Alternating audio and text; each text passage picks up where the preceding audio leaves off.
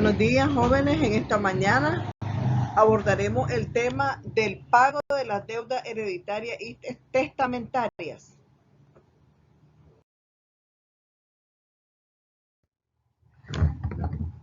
El artículo 1402 de nuestro Código Civil establece que son deudas hereditarias las contraídas por el testador o la persona a quien se hereda que no han sido cubiertas por dicho testador o persona y que deben pagarse del acervo o masa de bienes de la herencia o sucesión.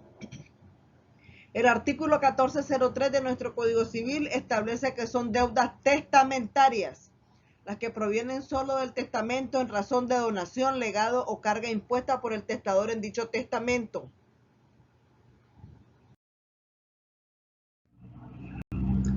El artículo 1404 de nuestro Código Civil establece que las deudas hereditarias se dividen entre los herederos a prorrata de sus cuotas. Así, el heredero del tercio no es obligado a pagar, sino el tercio de las deudas hereditarias. Pero ningún heredero es obligado al pago de cuota alguna de las deudas hereditarias, sino hasta concurrencia del valor de lo que hereda. El artículo 1405 de nuestro Código Civil establece que la insolvencia de uno o más de los herederos no grava a los otros.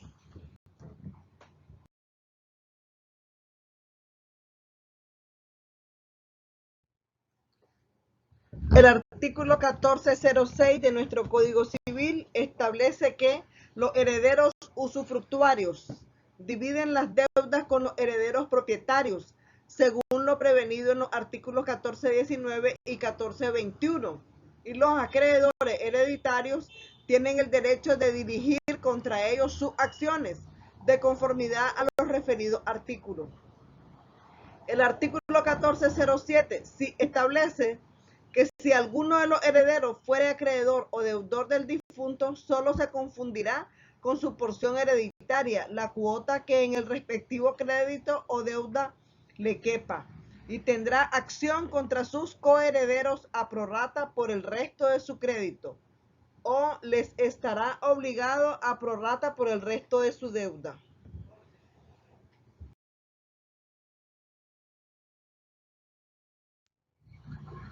El artículo 1408 de nuestro Código Civil establece que si el testador dividiere entre los herederos las deudas hereditarias de diferente modo que el prescrito en los artículos precedentes, los acreedores hereditarios podrán ejercer sus acciones de conformidad con dicho artículo o de conformidad con las disposiciones del testador, según mejor les pareciere.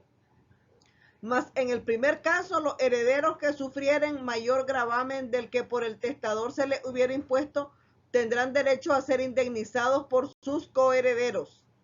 El artículo 1409 de nuestro Código Civil establece que la regla del artículo anterior se aplica al caso en que por la partición o por convenio de los herederos se distribuyan entre ellos las deudas de diferente modo que como se expresa en los referidos.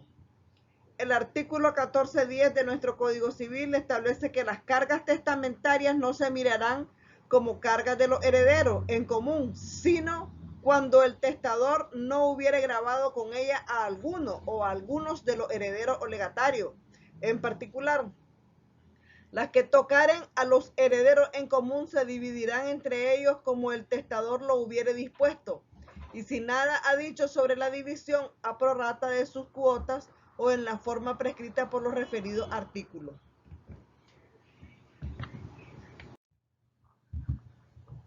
El 1411 de nuestro Código Civil establece que los legados de pensiones periódicas se deben día por día, desde aquel en que se difieran, pero no podrán pedirse sino a la expiración desde los respectivos periodos, que se presumirán mensuales. Sin embargo, si las pensiones fueren alimenticias, podrá exigirse cada pago desde el principio del respectivo periodo, y no habrá obligación de restituir parte alguna aunque el legatario fallezca antes de la expiración del periodo.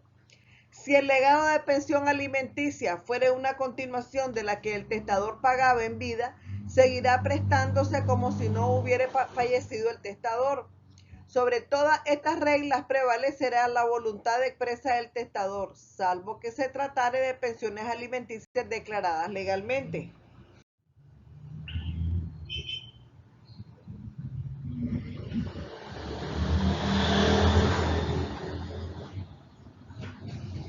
El artículo 14.12 de nuestro Código Civil establece que los legatarios no están obligados a contribuir al pago de las deudas hereditarias, sino cuando al tiempo de abrirse la sucesión no haya habido en ella lo bastante para pagar dichas deudas hereditarias. La acción de los acreedores hereditarios contra los legatarios es un subsidio de la que los mismos acreedores tienen contra los herederos.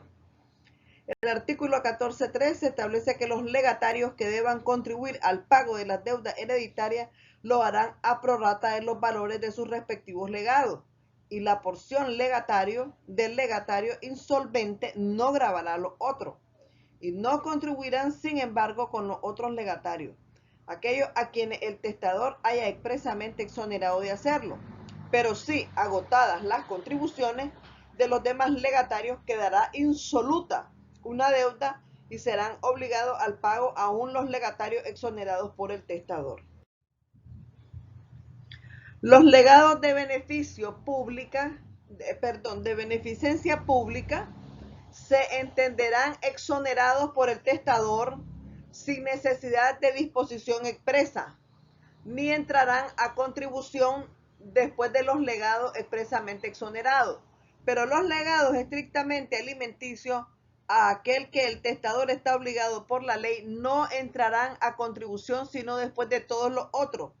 El artículo 14.14 de nuestro Código Civil establece que el legatario obligado a pagar un legado lo será solo hasta la concurrencia del provecho que reporte de la sucesión, pero deberá hacer constar la cantidad que el gravamen exceda al provecho. El artículo 14.15 establece que si dos o más inmuebles de la sucesión están sujetos a hipoteca, el acreedor hipotecario tendrá acción solidaria contra cada uno de dichos inmuebles, sin perjuicio del recurso que el heredero a quien pertenezca el inmueble tenga contra sus coherederos, por la cuota que a estos toque de la deuda, pero la porción del insolvente se repartirá a prorrata entre todos los herederos.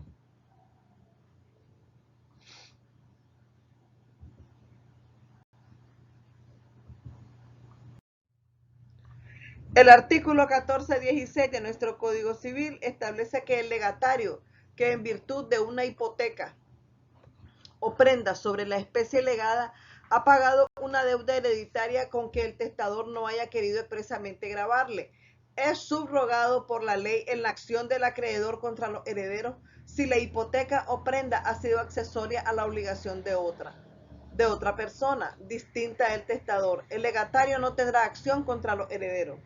El artículo 14.17 establece que los legados con causa onerosa que pueda estimarse en dinero no contribuyen sino con deducción del gravamen que se le haya impuesto y concurriendo las circunstancias que van a expresarse que se haya efectuado el objeto del gravamen. 1. 2. Que dicho objeto no haya podido efectuarse sino mediante la inversión de una cantidad determinada de dinero.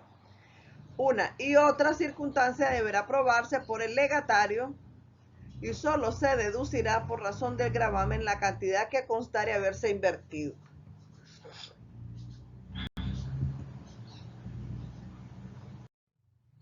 El artículo 14.18 de nuestro Código Civil establece que si el testador deja el usufructo de una parte de sus bienes o de todos ellos a una persona y la nuda propiedad a otra, el propietario y el usufructuario se considerarán como una sola persona para la distribución de las obligaciones hereditarias y testamentarias que cupieren al bien fructuario.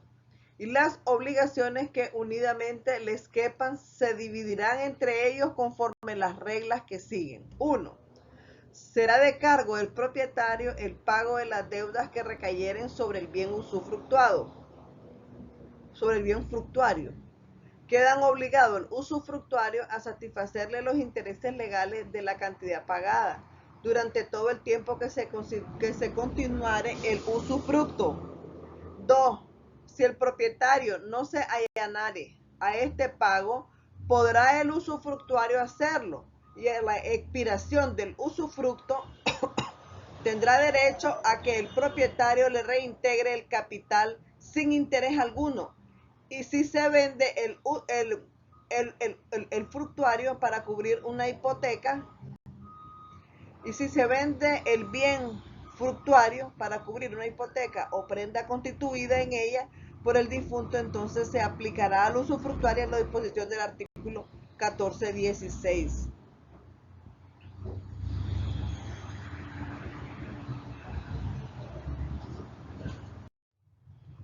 El artículo 1419 de nuestro Código Civil establece que las cargas testamentarias que recayeren sobre el usufructuario o el propietario serán satisfechas por aquel de los dos a quien el testamento las imponga, y del modo que en este se ordenare, sin que por el hecho de satisfacerlas de este modo le corresponda interés o indemnización alguna.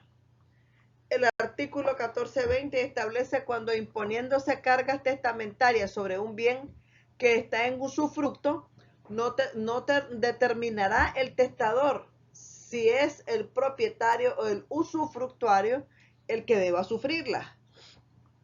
Se procederá con arreglo a lo dispuesto en el artículo 1418.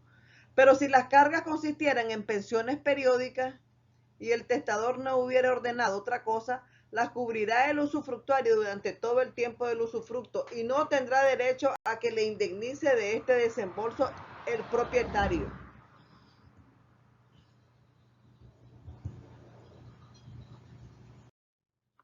El artículo 1421 de nuestro Código Civil establece que el usufructo constituido en la partición de una herencia está sujeto a las reglas del artículo 1418, y si los interesados no hubieran acordado otra cosa.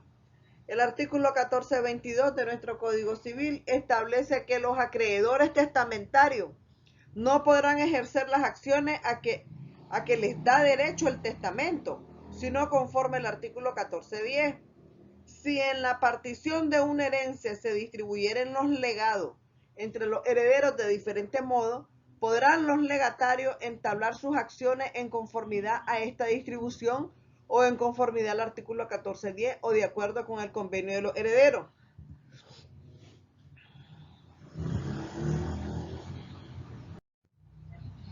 El artículo 1423 establece que no habiendo concurso de acreedores ni tercera oposición, pues se pagarán a los acreedores hereditarios a medida que se presenten, y pagados los acreedores hereditarios se satisfarán los legados según el artículo 1134. Pero cuando la herencia no apareciere excesivamente gravada, podrá satisfacerse inmediatamente a los legatarios que ofrezcan caución de cubrir lo que les quepa en la contribución para las deudas. Ni será exigible esta caución cuando la herencia esté manifiestamente exenta de cargas que puedan comprometer a los legatarios. El artículo 1424 de nuestro Código Civil establece que los gastos necesarios para la entrega de los bienes legados se mirarán como una parte de los mismos legados.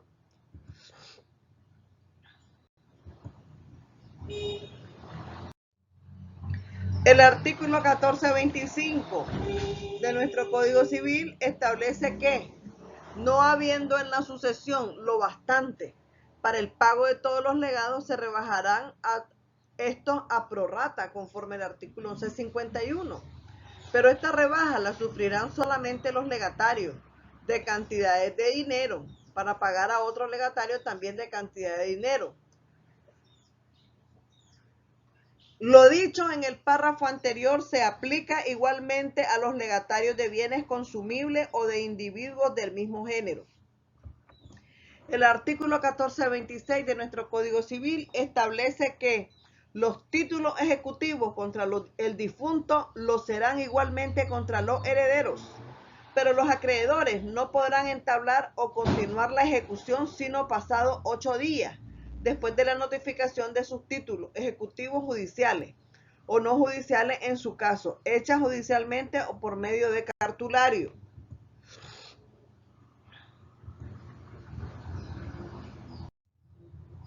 Entraremos a ver el segundo tema de este día, que es el beneficio de separación.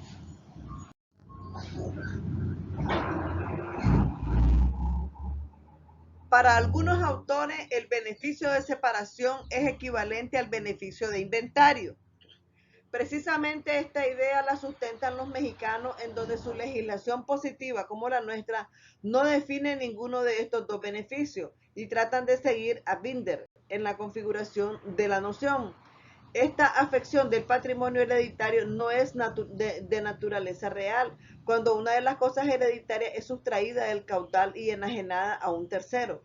La sanción podrá ser la pérdida del beneficio, mas no la nulidad de la enajenación.